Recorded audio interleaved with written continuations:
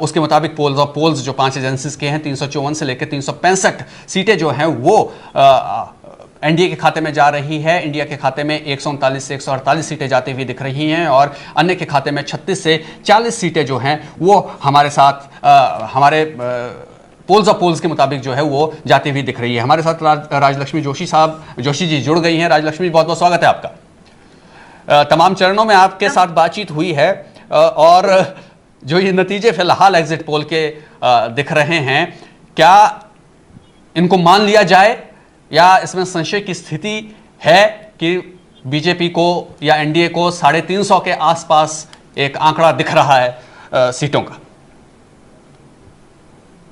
नमस्ते योगेश जी, नमस्ते केशव जी।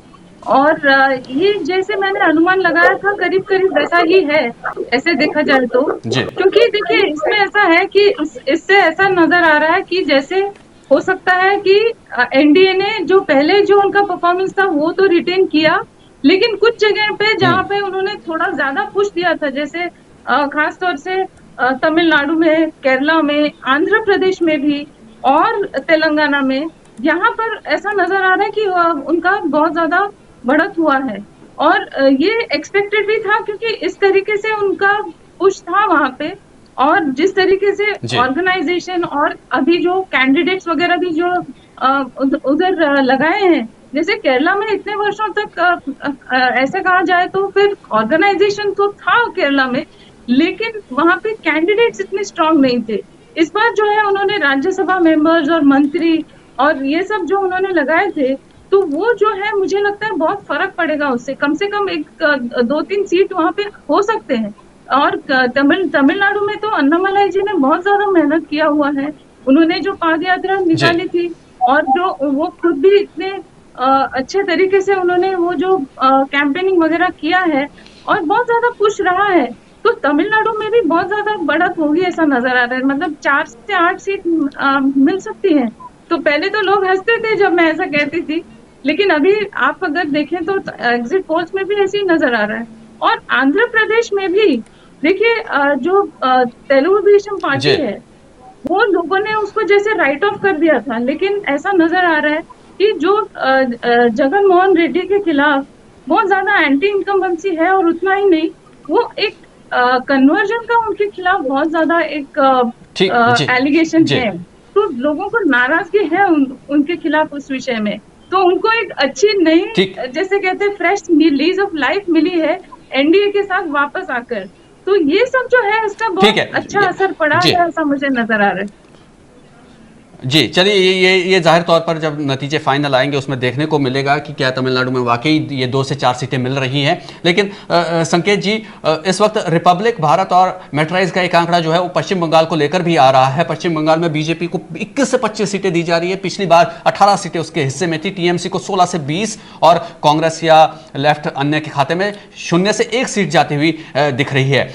ये तमिलनाडु और पश्चिम बंगाल दोनों बड़े महत्वपूर्ण राज्य जो है वो बीजेपी के हिसाब से माने जा रहे थे। क्या तमिलनाडु में कामयाबी 2 से 4 सीटें या 2 सीटें अगर मिनिमम भी हमें रखें तो जाहिर तौर पर बड़ी कामयाबी बीजेपी के लिए होगी, और पश्चिम बंगाल 18 से अगर 21 या 25 सीटों की तरफ वो जाती है पश्चिम बंगाल के अंदर, वो भी उसका डेफिसिट अगर किसी और राज्य में उत्तर प्रदेश या मध्य प्रदेश या राजस्थान में उसे कुछ नुकसान होता है तो उसकी वो भरपाई करते हुए वहां पर दिख रही है।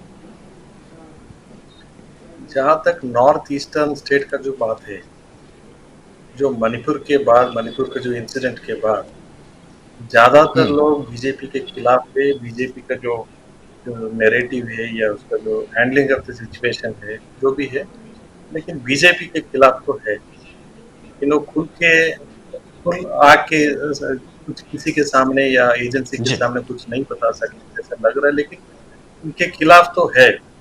और दूसरा चीज, जहां तक आसाम में जो हिमंत बिस्वा शर्मा जो है, उनका जो नजरिया है, उनका जो बातचीत है, उसका जो रिएक्शन है, जो हैंडलिंग ऑफ द सिचुएशन पर जो उनका जो तरीका है, बहुत से लोग नाराज तो दिख रहे हैं। मतलब ये लोग, जहां तक बीजेपी का जो अभी एडमिनिस्ट्रेशन आसाम में है, दे आर नॉट हैप्पी जैसे लग रहा है।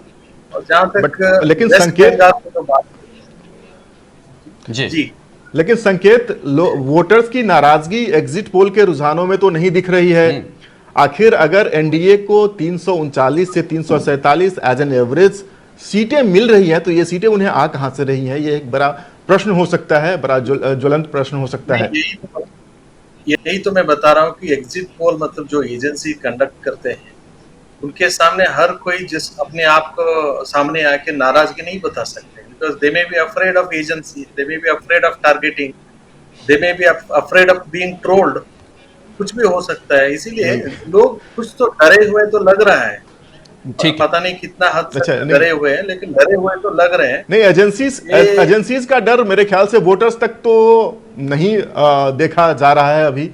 बहरहाल हम चलते हैं हमारे सहयोगी पंकज के साथ। जी नहीं, एजेंसी भी कौन सा, ये भी तो मायने लगता है। रिपब्लिक है, कौन सा एजेंसी? जी चलिए, वो आप सवाल ऐसा नहीं। जी सवाल नहीं, जाहिर तौर पर वो वाजिब सवाल है, क्योंकि कर्नाटक में कोई और जीत रहा था, जीत कोई और गया, तेलंगाना में भी कुछ और हो रहा था, छत्तीसगढ़ में भी सरकार वापसी हो रही थी कांग्रेस की, लेकिन आग बीजेपी गई। तो ये तो अनुमान है, जाहिर तौर पर ये डाटा बदल सकते हैं और बिल्कुल यू टर्न भी हो सकता है इसके अंदर। और ऐसा हुआ है, ऐसा हुआ भी है। बिल्कुल, बहुत बहुत शुक्रिया संकेत आपका हमारे साथ जुड़ने के लिए, टाइम निकालने के लिए, वन इंडिया हिंदी के लिए, वन इंडिया के लिए बहुत बहुत शुक्रिया आपका। बिल्कुल, राजलक्ष्मी जी के पास हम वापस लौटेंगे, उससे पहले पंकज के पास हम चलते हैं। हमारे सहयोगी पंकज हमारे साथ इस वक्त मौजूद है। पंकज, आपके पास क्या नया? बिल्कुल यश, हमारे पास दो आंकड़े अभी आए हैं। पहला आंकड़ा आया है तमिलनाडु राज्य से, जैसा आपने मेंशन किया, इंडिया टुडे एक्सेस माई इंडिया की तरफ से, और ये हैं उनके आंकड़े। एनडीए को उन्होंने 2 से 4 सीट दिए हैं। ध्यान रखिएगा, तमिलनाडु में एक सीट जिस पर बात हो रही थी अभी थोड़ी देर पहले कि अन्नामलाई, तो खाता खोल ही सकते हैं। 2 से 4 सीट दी है इंडिया टुडे एक्सेस माई इंडिया ने। इंडिया गठबंधन को 33 से 37, जैसा कि उम्मीद थी, जैसा कि एक्सपेक्टेड था। डीएमके जो उनका सहयोगी है उनको 20 से 22, और एआईएडीएमके को कुल मिलाकर 0 से 2 सीटें हैं। तमिलनाडु एक तरीके से योगेश और केशव बहुत ही खास महत्व रखता है जहां तक बीजेपी का सवाल है, क्योंकि वो हमेशा बार बार कोशिश कर रहे हैं। आज भी हमने देखा था प्रधानमंत्री किस तरह से कन्याकुमारी में ध्यान कर रहे थे, और शुरुआत भी, अगर आपको याद हो, चुनाव से पहले भी उन्होंने वहीं से एक तरीके से चुनावी शुरुआत की थी, और काफ़ी हद तक, चाहे वो नए संसद भवन में रखे गए सेंगोल की बात हो या फिर अन्य कई ऐसे। जी,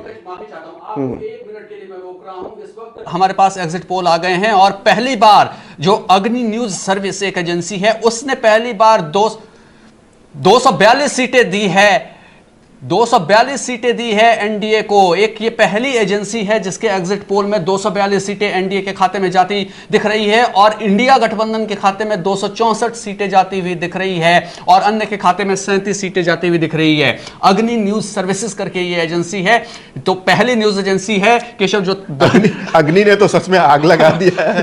242 सीटें एनडीए को दे रही है, 264 इंडिया गठबंधन को दे रही है, और 37 सीटें अन्य के खाते में जा रही है। वहीं टीवी5 तेलुगु की अगर हम बात कर रहे हैं तो 359 सीटें वो एनडीए को दे रही है, 154 सीटें इंडिया को दी जा रही है, और 30 सीटें जो है वो अन्य के खाते में जा रही है। और पोल्स ऑफ पोल्स अगर इन सातों की सातों एजेंसीज का निकाले तो अभी भी कंफर्टेबल मेजोरिटी में एनडीए दिख रहा है, 339 से 347 सीटें, अन्य के खाते में 35 से 38, और इंडिया गठबंधन के खाते में 159 से 165 सीटें जाती हुई इस वक्त दिख रही है। वापस हम पंकज का एक बार रुख करेंगे। पंकज जी बिल्कुल योगेश, जैसा आपने बताया कि एक और जैसे जैसे समय बढ़ता जा रहा है हमारे पास और भी नंबर्स आएंगे। यहाँ पर देखिए, अगर हम एक पैन इंडिया नंबर्स की बात करें अगर, तो इंडिया न्यूज डी डायनामिक्स का कहना है कि एनडीए को 371 क्लियर मेजॉरिटी उन्होंने दिया है। हालांकि इसका ब्रेकअप भी उन्होंने नहीं दिया है कि बीजेपी को कितना होगा। इंडिया अलायंस को 125, clearly short of majority there, and others 47। So एक बार से ये कहूंगा एक्सपेक्टेड लाइंस पर जो है इंडिया न्यूज और डी डायनामिक्स ने जो एनडीए एक तरीके से जिस लहर की बात होती थी कि वो अभी भी फेड आउट नहीं हुई है, 371। इसमें अगर आप किसी भी आंकड़े से देखें, पिछली बार 2019 में 303 का आंकड़ा था बीजेपी का जो इंडिविजुअल आंकड़ा था, और उसके बाद घटकों को मिलाकर 353 या 355 पर वो थे इससे पहले। इंडिया अलायंस, जैसा कि हम जानते हैं, 125, काफी कम संख्या यहां पर दिखाई जा रही है, और अदर्स को 47। ये इंडिया न्यूज डी डायनामिक्स के नंबर्स हैं। तेलंगाना के भी कुछ नंबर जो है हम अपने दर्शकों को बता दें कि वो आ रहे हैं। TV9 भारतवर्ष और पोल स्टार्ट का जो नंबर है उसमें भी तेलंगाना में जो है वो बीजेपी को 7 के करीब सीटें जो है वो आती हुई नजर आ रही है। हिमाचल प्रदेश की अगर बात करें तो वहां पर आंकड़े जो है वो टाइम्स नाउ और ETG का सर्वे बता रहा है कि हिमाचल प्रदेश में बीजेपी के खाते में 3 और कांग्रेस के खाते में 1 सीट वहां पर जाती हुई दिख रही है, क्योंकि 4 सीटें वहां पर कुल मिलाकर है। आंध्र प्रदेश में इंडिया न्यूज डी डायनेमिक्स का जो आंकड़ा है जिसका चर्चा पंकज ने भी की है, वहां पर आंध्र प्रदेश के अंदर YSRC को बड़ा नुकसान जो है वहां पर दिख रहा है। 7 सीटें जो है वो सिर्फ मिलती नजर आ रही है YSRC को, और एनडीए के खाते में, एनडीए मतलब बीजेपी हम अगर कहें और जो दूसरे सहयोगी दल है उसके खाते में तेलुगु देशम ड्राइविंग सीट पे है। आंध्र प्रदेश में तेलुगु देशम ड्राइविंग सीट पर है। तेलुगु देशम के साथ साथ पवन कल्याण की जनसेना भी है। वहां पर उन्हें गठबंधन का फायदा होता हुआ दिख रहा है, जहां यह समझा जा रहा था कि गठबंधन एनडीए पर एक बोझ होता जा रहा है। लेकिन आंध्र प्रदेश के एग्जिट पोल के रुझानों को अगर देखें तो वहां पर एनडीए को गठबंधन का लाभ मिलता हुआ दिख रहा है, और वहां पर उन्हें 18 सीटें मिलती दिख रही हैं एग्जिट पोल में। टीडीपी के हमारे साथ राजलक्ष्मी जी बनी हुई हैं। राजलक्ष्मी जी, अच्छी खबर है कि जो तेलंगाना की स्थिति दिख रही है